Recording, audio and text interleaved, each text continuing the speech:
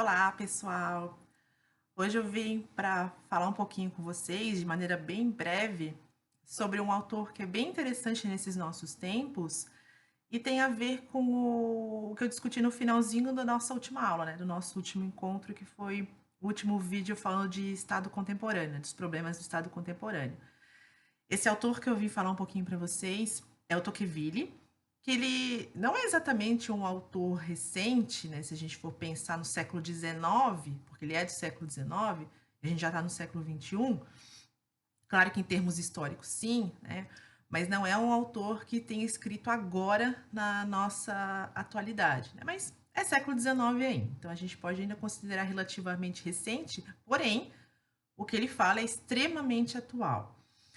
Então, só para falar um pouquinho sobre ele, né, para quem de repente nunca tenha ouvido falar do Tocqueville, ele é francês, sim, né, pelo próprio nome a gente consegue mais ou menos identificar. Ele é do comecinho até meados do século XIX. Ele é nobre, né, tem título de nobreza, e aí ele pega o momento que é pós-Revolução Francesa e vários problemas que aconteceram lá por conta disso. E por ser nobre, ele precisou em alguns momentos sair da França, né? Mas, mesmo sendo nobre, um assunto que me interessava bastante era a democracia, né? E aí ele fez, para poder publicar o livro mais famoso dele, que se chama A Democracia na América. Ele publicou em 1835, o primeiro volume, que é o mais importante. Mas antes disso, ele passou um ano nos Estados Unidos para fazer algumas pesquisas de campo. E aí ele publicou esse livro chamado A Democracia na América. Apesar de ter esse título, a Democracia na América tem como principal intenção falar de democracia, e não só democracia exclusivamente estadunidense, né? Ele até usa um pouco esse conhecimento que ele teve nos Estados Unidos, mas compara também com outras informações que ele teve a partir de outros países.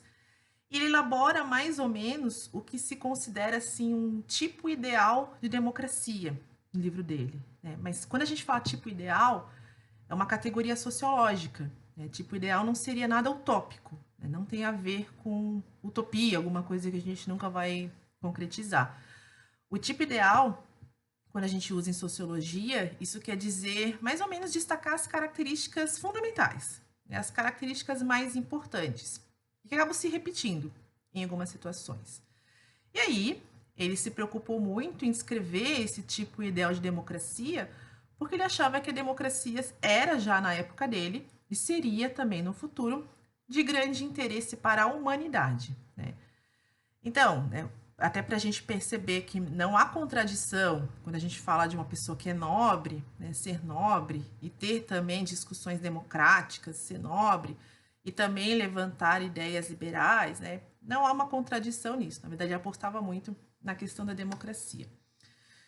Eu vim só para destacar algumas questões mais importantes, né? Claro que fica aqui de sugestão, a sugestão de hoje é ler esse livro chamado Democracia na América do Tocqueville, né? Mas aí, para despertar a curiosidade, é que eu vou trabalhar algumas questões, né? O ponto de partida para o Tocqueville, e também acredito que seja uma questão bem importante na nossa atualidade, é que ele achava imprescindível, né, impossível harmonizar igualdade e liberdade. E, na verdade, na maioria dos discursos, a gente percebe que são conceitos que são tratados meio quase que como contraditórios, né? Ou a gente foca a liberdade ou a gente foca a igualdade. E o Tocqueville discordava disso, né? E ele comentava que era fundamental a gente harmonizar essas duas questões, liberdade e igualdade. E aí, como é que a gente define a igualdade a partir do Tocqueville, né? Primeiro eu vou falar de igualdade e depois eu falo um pouquinho de liberdade. Então, como é que ele define igualdade, né? O Tocqueville define mais ou menos assim: a igualdade é definida como igualdade de condições, né? O que ele quis dizer com isso? Igualdade de condições é dar uma oportunidade às pessoas, é que as pessoas consigam, por exemplo, competir em pé de igualdade, mas tendo um ponto de partida igual. Ele comenta que essa busca tem que ser inevitável, né? Ela é inevitável, claro, cada país mais ou menos vai trabalhar como fazer isso, como tentar gerar essa igualdade de oportunidades. Mas a base, o que ele definia como primordial para essa igualdade, é a educação, né? E aí, mais uma vez, eu destacaria, né? Nossa, curioso a gente pensar que um nobre, né? A gente sabe que o nobre vem de um grupo de privilegiados, geralmente o grupo que tem acesso à educação, tem alguns direitos a mais que as demais pessoas da sociedade, e ele mesmo sendo nobre fala isso. Não, na verdade, a gente precisa ter como base a educação, porque a educação é que vai dar essa igualdade de oportunidade para as pessoas, né? Então, a educação é a base de tudo. E quando se fala de educação, claro que a gente pensa em todos os níveis educacionais, né? Não só uma educação que permite a pessoa saber ler, escrever e somar, por exemplo. Não, né? A gente está falando de educação em vários outros níveis. Então, principal instrumento fundamental é educação. Sem educação, não tem igualdade. Isso que ele fala no século XIX. Né? Então, como eu comecei essa nossa conversa comentando, é interessante perceber como um autor que é nobre, francês, do século XIX, dá essa lição para a gente hoje em dia, que a gente só consegue ter igualdade tendo a educação para todo mundo, né? Então, interessante pensar nisso. O segundo ponto, como eu já comentei, é a liberdade. E ele comenta que a liberdade é algo extremamente frágil, né? Mas precisa ser protegida. E é claro que a gente pode também lembrar, antes de eu entrar nessa questão da liberdade, eu comentei no comecinho também que o Tocqueville é um nobre vivendo numa França pós-Revolução Francesa, né? Então, essas questões que ele discute são questões importantes e que não necessariamente estavam existindo na França na época, né? E por isso que também ele lança o olhar para o outro mundo, né? Ele lança o olhar para a América, para os Estados Unidos, né? Tá. Mas como é que a gente pode garantir, então, a liberdade? Ele também tem uma ideia bastante simples de entender. Eu vou ler para vocês, tá? O sustentáculo da liberdade é a ação política dos cidadãos. Então, opa, aqui de novo a gente começa a perceber que a liberdade não é necessariamente ir e vir. Não é isso, né? A liberdade, de fato, a gente tem a partir da ação política dos cidadãos. E aí ele explica um pouquinho melhor o que seria essa ação política. São 3 instrumentos, tá? Também só para apontar para vocês. Primeiro, descentralização administrativa. Claro, né? Porque se o poder está tudo concentrado em um local, uma pessoa, por exemplo, dificilmente teremos liberdade, né? Então, descentralização administrativa é importante para chegarmos à liberdade. Depois, organização de associações políticas. O que significa isso?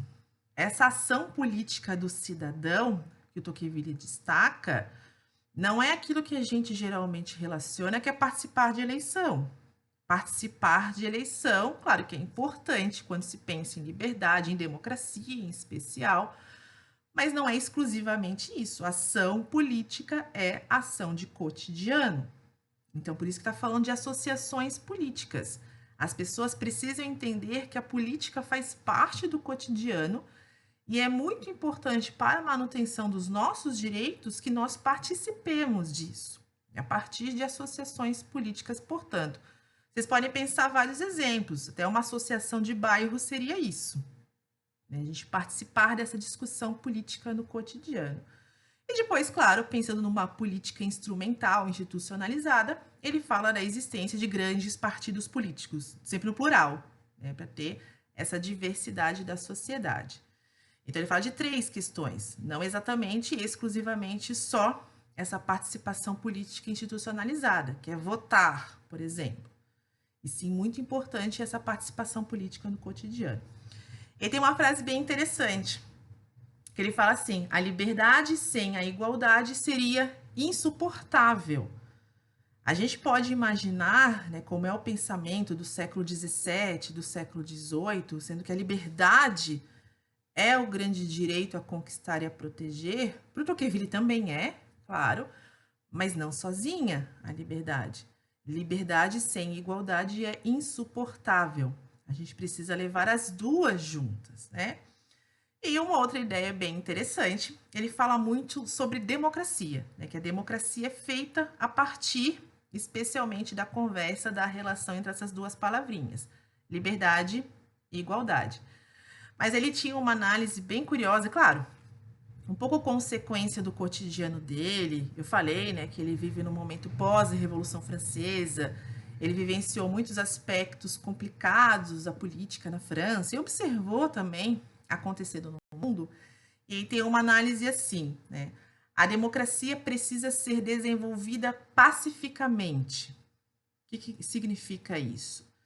Porque ele conseguiu observar que quando a democracia é buscada a partir de uma revolução, por exemplo, pode ficar meio complicada essa conquista, né? Porque as revoluções, na observação dele, as revoluções geralmente levam a governos autoritários, né? Que acabou acontecendo até na França pós-Revolução Francesa.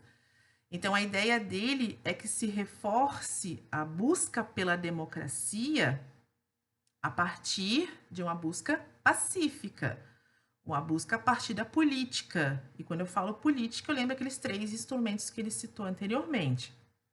Por revolução, que ele observou que não funciona muito bem.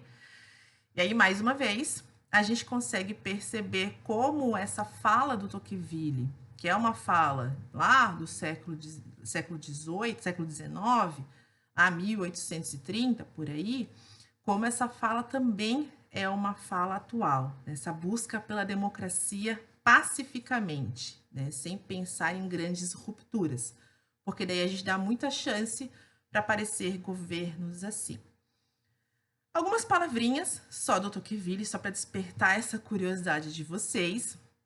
E aí, como eu estou nessa jogada, né, de falar de Tocqueville, democracia, talvez vocês nunca tenham ouvido falar do Tocqueville especificamente, mas dessa preocupação dele com a igualdade, em especial com a liberdade, a gente consegue perceber que são preocupações nossas do cotidiano também. Então, vale a pena, né, marcar o Tocqueville na listinha lá de livros a ler um dia. Mas nessa ideia, nessa discussão, nesse intuito, hoje o nosso encontro, que vai ser bem breve, está quase terminando, falei que era um encontro bem curtinho para falar do Tocqueville, mas eu gostaria de terminar de uma maneira diferente, né?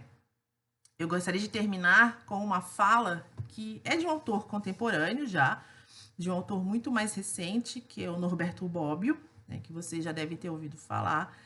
E o Norberto Bobbio traz uma indagação que cabe bem nesse contexto do Tocqueville e cabe bem na nossa atualidade, né? E a indagação é mais ou menos assim: será que existe direito sem democracia?